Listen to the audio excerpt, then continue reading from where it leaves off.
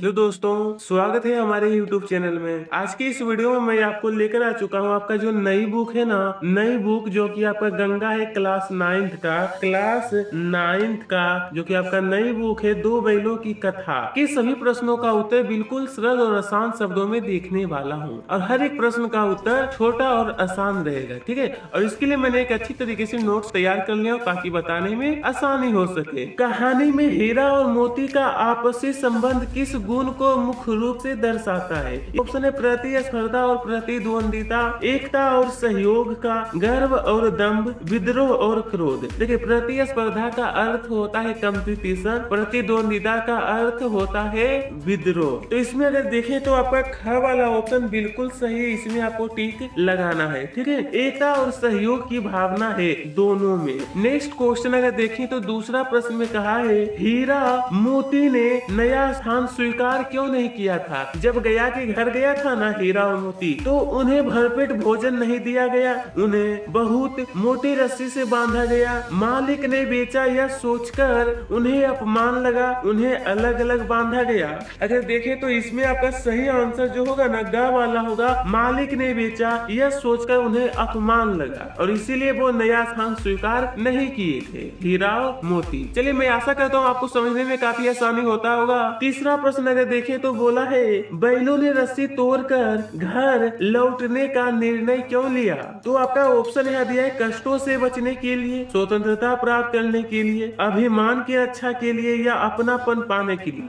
अगर देखें चारों ऑप्शन तो चारों ऑप्शन सही लग रहा है, लेकिन इसमें से जो सबसे सटीक होगा ना वो आपका हो जाएगा अपनापन पाने के लिए, ठीक है, अपनापन। क्योंकि झूरे के पास उन्हें क्या है, प्रेम स्नेह सभी चीजें उन्हें वहाँ पर मिलता था। अगर आगे हम लोग देखेंगे तो यहाँ पर प्रश्न नंबर 4 में कहा गया है कि गया द्वारा डंडे से मारने पर मोती का आक्रोश किस मानवीय मनोवृत्ति का घोतक है? जब गया के द्वारा क्या हुआ था कि डंडे से मारने पर, तो स्वाभिमान का, अहिंसा का, पराधीनता का या अन्याय की रक्षा? अन्याय की रक्षा। तो अगर इसमें देखें तो आपका सही आंसर जो होगा ना क वाला बिल्कुल सही, इसमें आपको टिक लगाना है, स्वाभिमान की मनोवृत्ति का घोतक है, ठीक है। प्रश्न संख्या 5, चलिए यहाँ पर कहा है कहानी में बैलों की मुख्य भाषा का प्रयोग लेखक ने किस लिए किया है? मुख्य भाषा का प्रयोग तो ऑप्शन है कहानी को रोचक बनाने के लिए, मनुष्य जैसी चेतना दिखाने के लिए, संवादों को छोटा रखने के लिए या कथा में हास्य उत्पन्न करने के लिए। तो अगर देखें तो आपका सही होगा ख वाला ऑप्शन बिल्कुल सही आंसर होगा, मनुष्य जैसी चेतना दिखाने के लिए। यानी कि इससे मतलब इस कहानी में बताया गया है कि जानवर भी मनुष्य के जैसा सोच सकते हैं, समझ सकते हैं, अनुभव कर सकते हैं, ठीक है। तो ख वाला सही है। चलिए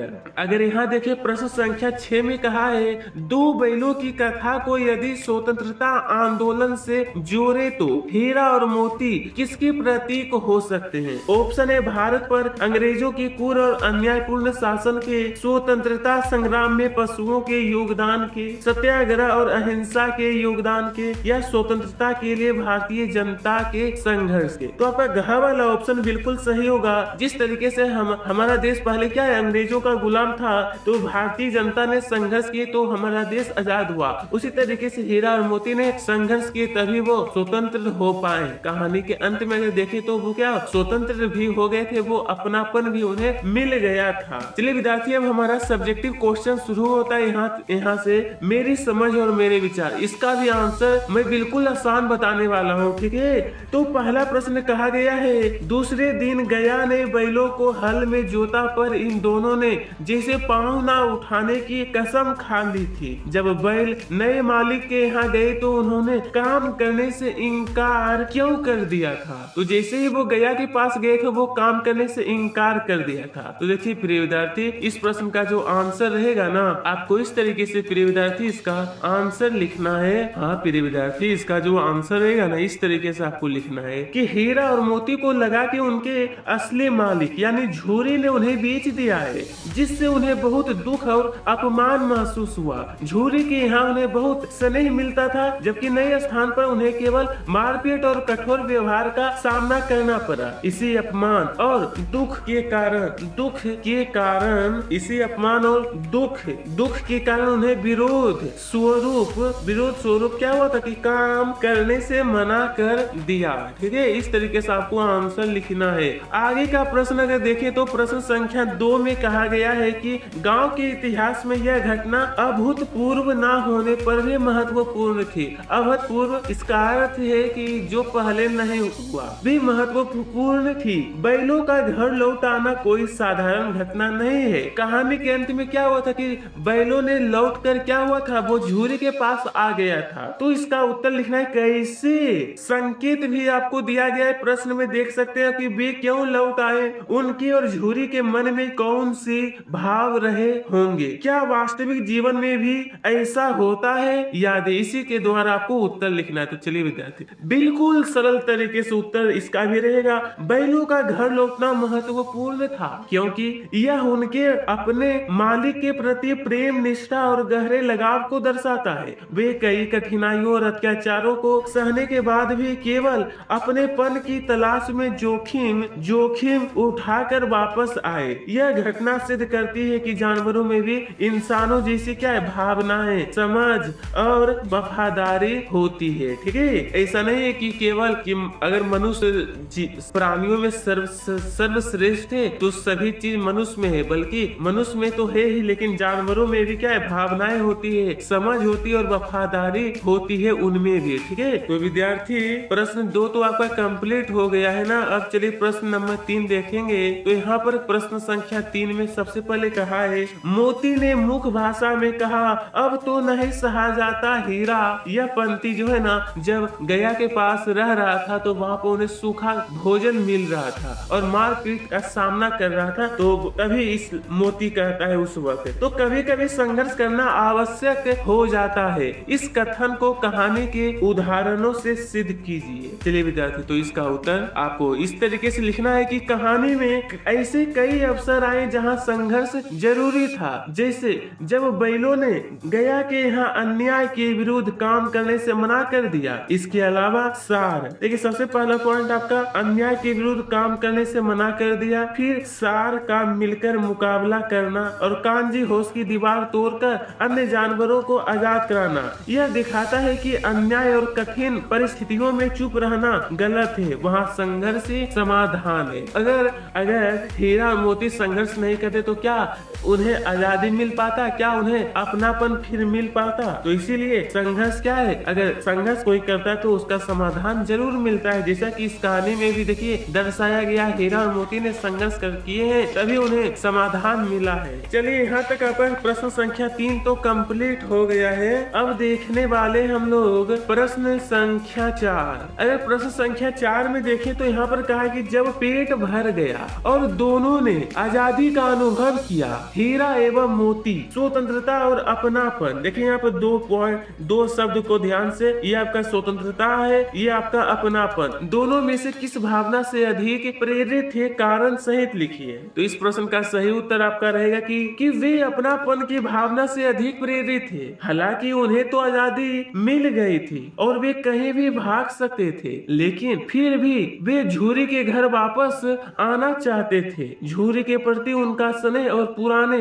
घर की यादें उनकी स्वतंत्रता की इच्छा से कहीं अधिक प्रबल थी। तो इससे पता चलता है कि वो अपनापन से क्या है, अधिक प्रेरित थे, तभी तो वो कहानी के अंत में वो झूरी के पास वो चला जाता है, क्योंकि उन्हें वहाँ पर स्नेह, प्रेम, सभी चीजें वहाँ पर मिलती थी। चलिए विद्यार्थी, प्रश्न संख्या 4 तो हमारा कंप्लीट हो गया है। अब देखने वाले प्रश्न नंबर 5 में कहा है कि बैलों ने जैसे पांव ना उठाने की कसम खा ली थी। जब उन्हें खेत में जोतने के लिए ले गया था, गया जब ले गया था तो पांव उठा ही नहीं रहा था। अत्याचार सहना भी अन्याय में भागीदारी है। क्या आप इस कथन से सहमत हैं? अपने उत्तर के कारण भी बताइए। प्रिय विद्यार्थी, इस प्रश्न का उत्तर आपको इस तरीके से लिखना कि हाँ, इस कथन से पूरी तरह सहमत हुआ जा सकता है, क्योंकि यदि कोई बिना विरोध किए अत्याचार सहता रहता है तो वह अनजाने में ही उस अन्याय को बढ़ावा देता है। हीरा और मोती ने केवल अत्याचार सहा नहीं, बल्कि समय समय पर उसका कड़ा विरोध किया और भागने का प्रयास किया, जो यह दिखाता है कि अन्याय के खिलाफ आवाज उठाना क्या है,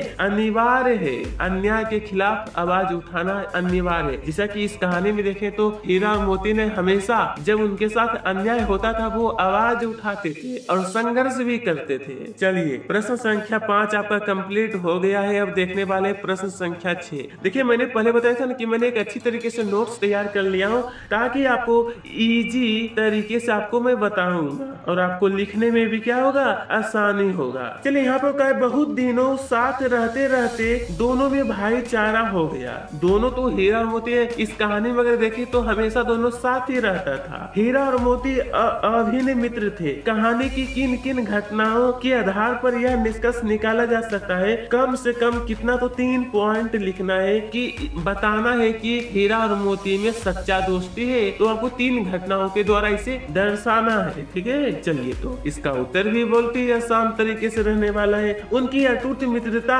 इन घटनाओं से स्पष्ट होती है। पॉइंट देखिए यहाँ पर दिया गया, इसी तरीके से आपको भी पॉइंट देकर लिखना है। खेत में हल जोतते समय दोनों की कोशिश रहती थी कि गाड़ी का ज्यादा भार उनके अपने कंधों पर रहे। इससे भी पता चलता है कि दोनों में क्या है, सच्ची दोस्ती था। उसके बाद अगला पॉइंट अगर देखें, सार से लड़ते समय दोनों ने एक दूसरे का साथ दिया और जब मोती कीचड़ में फंस गया तो हीरा उसे अकेला छोड़कर नहीं भागा। इससे भी पता चलता है कि दोनों में क्या है, सच्चा मित्रता है। एक पॉइंट और आपको लिखना है प्रिय विद्यार्थी, एक पॉइंट और जो कि रहने वाला है कि कांजी होश में मोती ने हीरा की रस्सी खोलने का प्रयास किया और खुद भागने का मौका होने के बाद भी हीरा के साथ ही रुका। जब रस्सी नहीं खुला था तो क्या हुआ था कि खुद हीरा के साथ ही रुक गया था मोती। ठीक है, तो इन सभी घटनाओं से पता चलता है कि दोनों में घनिष्ठता मित्रता है, दोनों में अभिन्न मित्र है, दोनों में भाईचारा है। ठीक है, चलिए प्रश्न संख्या 6 तक हम लोगों ने कंप्लीट किए हैं। अब चलिए देखने वाले हैं प्रश्न नंबर 7। देखिए कितनी अच्छी तरीके से मैं बता रहा हूँ, बिल्कुल आप भी इसे नोट्स करते होंगे और मैंने इसका एक अच्छी तरीके से नोट्स ही तैयार कर लिया। उसी समय मालकिन ने आकर दोनों के माथे चूम लिए। कहानी में मालकिन और छोटी लड़की दोनों के व्यवहार की तुलना कीजिए। इस कहानी में अगर देखें तो आपका एक मालकिन भी होती है जो कि झूरी की पत्नी है और छोटी लड़की जो है वो क्या है, गया के पास रहती थी। तो दोनों का जो व्यवहार है इसकी तुलना करना है आपको। चलिए तो आपको उत्तर इसी तरीके से लिखना है कि मालकिन यानी जो कि झूरी की पत्नी का व्यवहार शुरुआत में रूखा और रोवीला था। रूखा और रोवीला का अर्थ होता है कि मतलब शुरुआत में बैलों के प्रति उतना स्नेह और प्रेम करुणा भाव नहीं था। वह बैलों को काम चोर समझती थी और उन्हें सूखा भूसा देने का आदेश देती थी। इसके विपरीत छोटी लड़की का व्यवहार अत्यंत कोमल और सहानुभूति थी। वह बैलों का दुख, वह जो था ना प्रिय विद्यार्थी, हाँ यहाँ पर ध्यान दीजिए, वह बैलों का दुख समझती थी और अपनी सौतेली माँ के अत्याचारों को खुद झेलते हुए भी चोरी छिपे उन्हें रोटियां खिलाती थी। मालकिन उन्हें केवल काम की वस्तु